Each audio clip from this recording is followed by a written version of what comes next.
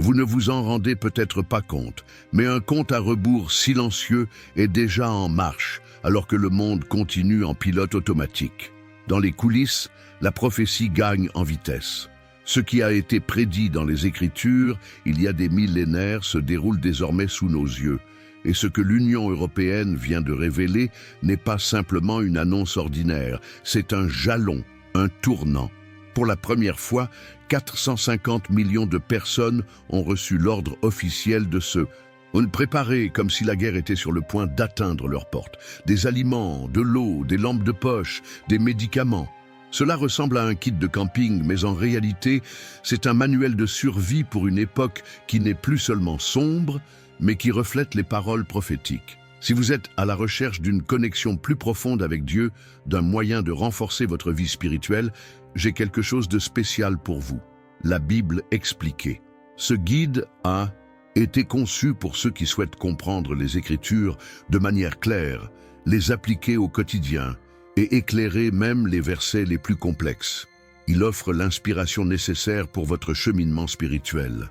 Ne manquez pas cette opportunité d'enrichir votre parcours avec Dieu. Le lien pour l'acquérir est épinglé dans les commentaires de cette vidéo. Cliquez et commencez dès aujourd'hui votre transformation spirituelle. Maintenant, revenons au sujet fascinant de cette vidéo, qui édifie également votre vie. Certains y voient une coïncidence, d'autres parlent d'une paranoïa collective, mais ceux qui ont des yeux spirituels savent qu'il ne s'agit pas d'une fausse alerte. Ce que nous vivons est l'écho de Matthieu 24, qui résonne au milieu des manchettes. Guerre et rumeurs de guerre, famine et fléau, nation contre nation. Tout cela simultanément. Ce que beaucoup considéraient comme un mythe apocalyptique prend désormais une forme bien concrète. Et le plus effrayant n'est pas les bombes, mais le fait que la majorité des gens continuent de dormir, marchant au bord d'un abîme prophétique. C'est le type d'alerte que nous ne pouvons pas ignorer. Nous ne parlons plus d'un futur lointain. Nous vivons l'accomplissement littéral de paroles écrites pour notre époque. Le monde est préparé pour quelque chose qui va au-delà de tout protocole d'urgence. Et au cœur de ce mouvement, l'esprit de distraction continue de gagner du terrain. Mais pour ceux qui croient, il n'y a pas de place pour la neutralité. Le moment de choisir est déjà passé. Il est maintenant temps de prendre position. Si vous êtes arrivé jusqu'ici, vous avez compris que cette vidéo n'est pas simplement un contenu de plus dans votre fil d'actualité. C'est un appel, un cri d'urgence, au milieu de tant de voix cherchant à faire taire la vérité. Alors, avant de continuer, je vous fais une demande. Abonnez-vous à la chaîne et activez la cloche de notification. Il ne s'agit pas seulement de chiffres, mais d'une mission. À chaque vidéo, davantage de personnes se réveillent à la réalité spirituelle derrière les événements que le monde qualifie de nouveautés. Ce que l'Union européenne vient d'annoncer est un reflet clair d'un nouveau paradigme. Il ne s'agit pas seulement de tempêtes ou de panne d'électricité, mais d'une période de transition, de rupture. Et cette rupture commence déjà à atteindre même les endroits les plus stables de la planète. Imaginez une structure continentale ordonnant à ses citoyens de se préparer non pas en raison d'une catastrophe imminente, mais pour quelque chose d'indéfini, quelque chose qui est à venir. Ce type de mouvement est rare. Il est le symptôme d'une époque prophétique, d'une ère où même les dirigeants de la Terre, sans s'en rendre compte, font écho aux avertissements célestes. La tribulation telle qu'elle est décrite dans la Bible ne commence pas par des explosions, elle commence par des signes. Et ces signes ne proviennent pas seulement du ciel, mais aussi des couloirs des parlements, des bureaux des nations, des manchettes qui semblent banales, mais qui portent un code spirituel. Lorsque le monde commence à stocker du papier toilette et des lampes de poche, les enfants de Dieu sont appelés à stocker la foi, le discernement et la communion. Car lorsque l'effondrement surviendra, et il surviendra, ce ne sera pas la force physique qui nous soutiendra, mais la profondeur de l'esprit.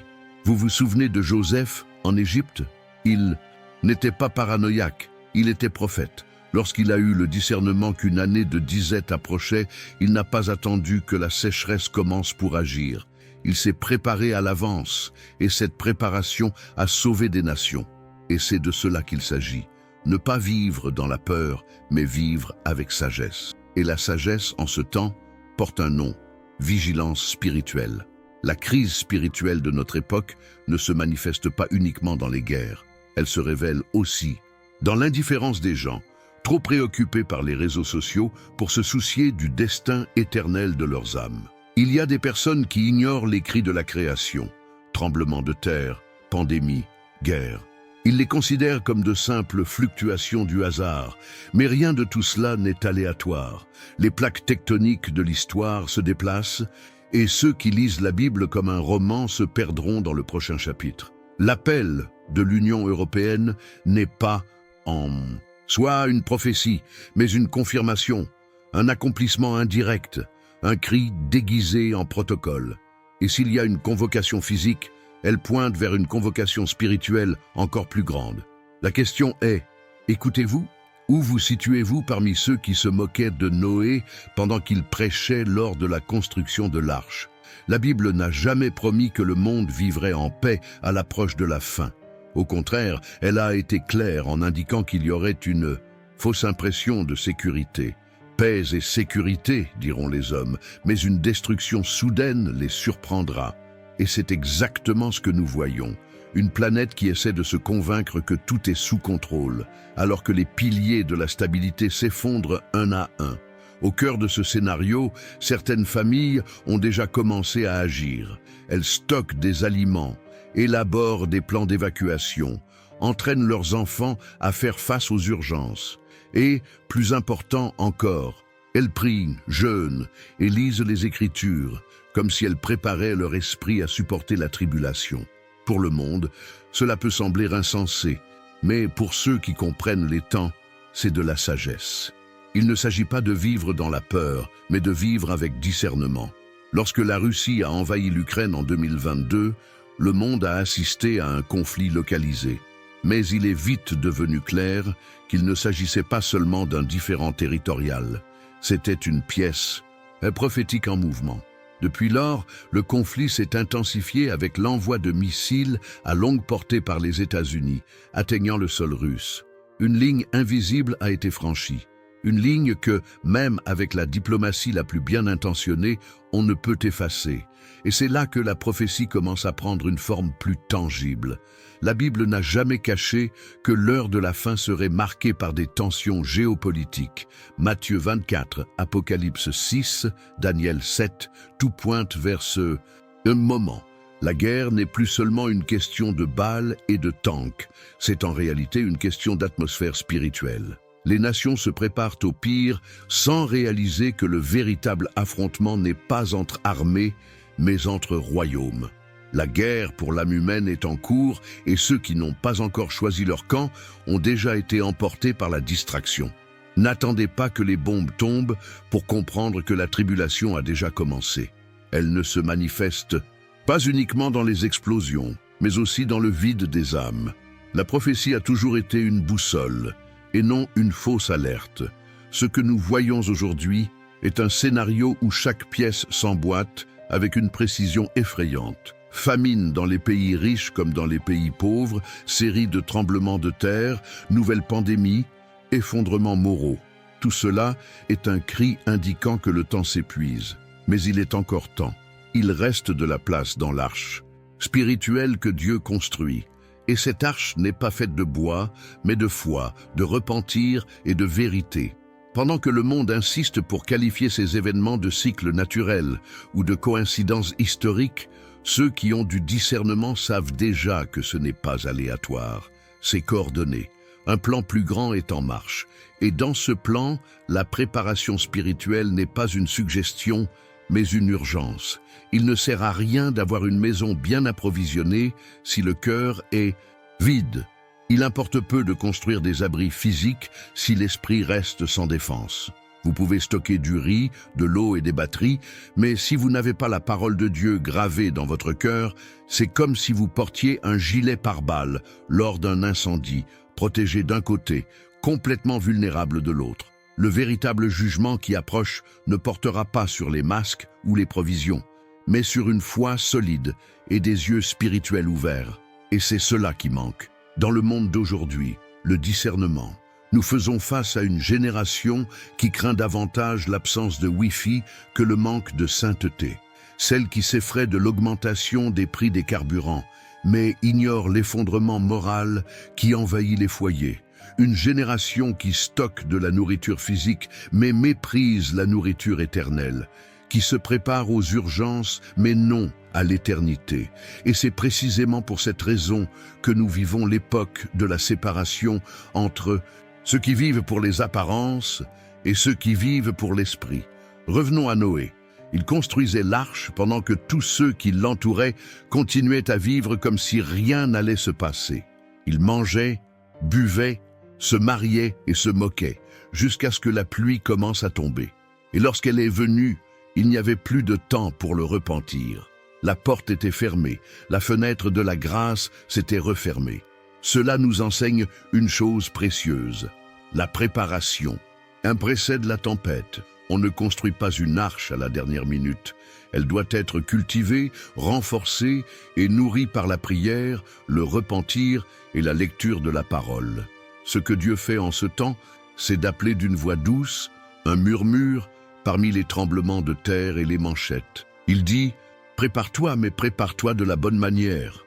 Beaucoup construisent des bunkers, mais peu bâtissent des refuges spirituels. Nombreux sont ceux qui élaborent des plans de fuite, mais rares sont ceux qui s'agenouillent en signe de reddition. Et au final, il n'y aura qu'un seul refuge, la présence de Dieu. La Bible n'a jamais laissé de doute sur le fait que les derniers jours seraient marqués par la tribulation. Mais ce que peu de gens comprennent, c'est que la tribulation est aussi une opportunité, un terrain préparé pour semer des graines de repentance, de foi et de transformation.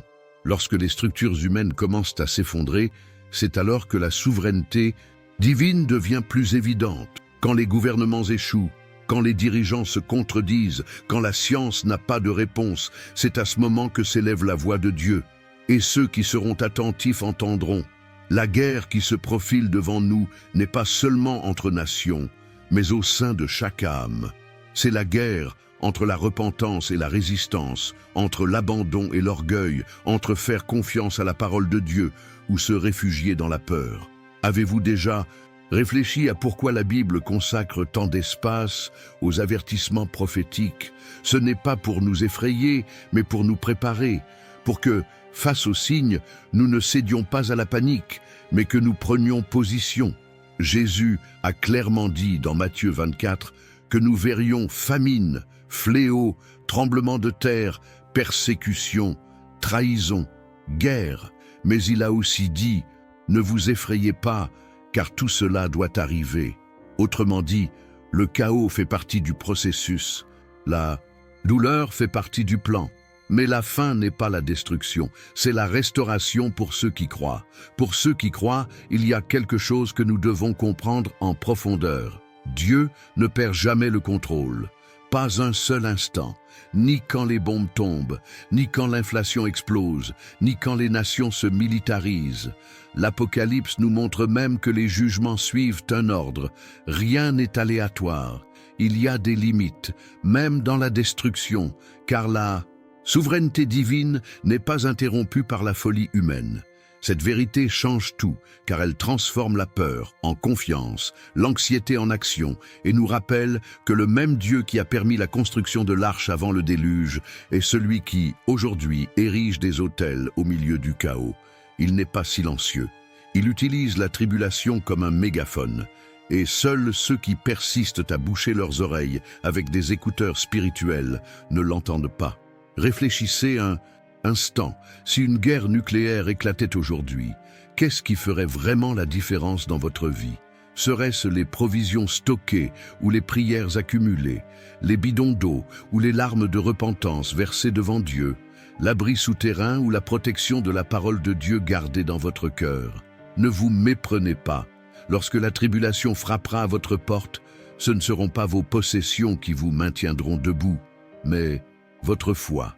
Et cette foi doit être cultivée dès maintenant dans les petites décisions quotidiennes, entre consommer plus de divertissement ou se consacrer à l'étude des Écritures, entre réagir au chaos avec peur ou répondre par la prière, entre vivre comme tout le monde ou vivre avec un but, en obéissance et en vigilance. Si vous êtes arrivé jusqu'ici, ce n'est pas un hasard. Dieu vous appelle à une nouvelle saison. Une saison de préparation profonde, de repentance sincère, de séparation spirituelle. Le monde est déjà en guerre, mais cette guerre ne se livre pas uniquement entre frontières. C'est une guerre pour les âmes. Et chaque décision que vous prenez, chaque minute que vous consacrez, chaque priorité que vous choisissez, vous positionne ou vous éloigne du centre de la volonté de Dieu. Alors, n'attendez pas que le monde change. Changez vous-même.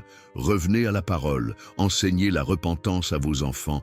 Transformez votre maison en un lieu d'adoration.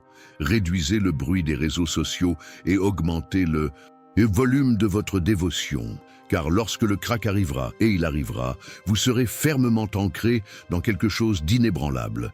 Et cela fera toute la différence. Que cette vidéo soit plus qu'une simple réflexion, qu'elle soit un appel, un jalon, une alerte. L'arche est en train d'être reconstruite, mais pas avec des planches et des clous. Elle se construit avec des genoux fléchis et des cœurs brisés. La porte est encore ouverte, mais pour combien de temps? Le temps de se moquer est révolu. Il est maintenant temps de prendre position. Car, bien que la pluie n'ait pas encore commencé à tomber, les nuages sont déjà chargés. Et celui qui n'est pas fermement ancré sur le roc sera emporté par le courant de la distraction, de la peur et de l'illusion. Nous approchons de la fin, mais pas de manière symbolique. Nous arrivons à la fin d'une nouvelle opportunité, l'opportunité d'aligner nos vies avec le ciel. Et la grande question demeure, que ferez-vous de tout cela? Allez-vous continuer d'attendre que les gouvernements offrent une sécurité spirituelle? Allez-vous continuer à traiter les prophéties comme de la fiction? Ou allez-vous enfin comprendre que la Bible a toujours eu raison? Le choix vous appartient. Mais souvenez-vous, le temps presse. Dieu nous a déjà donné tout ce dont nous avons besoin pour être prêts. Il est maintenant temps pour nous d'agir. Chaque décision que nous prenons, chaque pas vers une foi authentique et la vérité nous rapproche d'un enracinement ferme dans sa volonté. Le monde peut dériver, mais ceux qui choisissent de vivre selon la parole et la foi auront un refuge qu'aucune tempête ne pourra détruire. Le moment d'agir, c'est maintenant, car l'horloge ne s'arrête pas et la pluie, bien qu'elle n'ait pas encore commencé, est sur le point de tomber.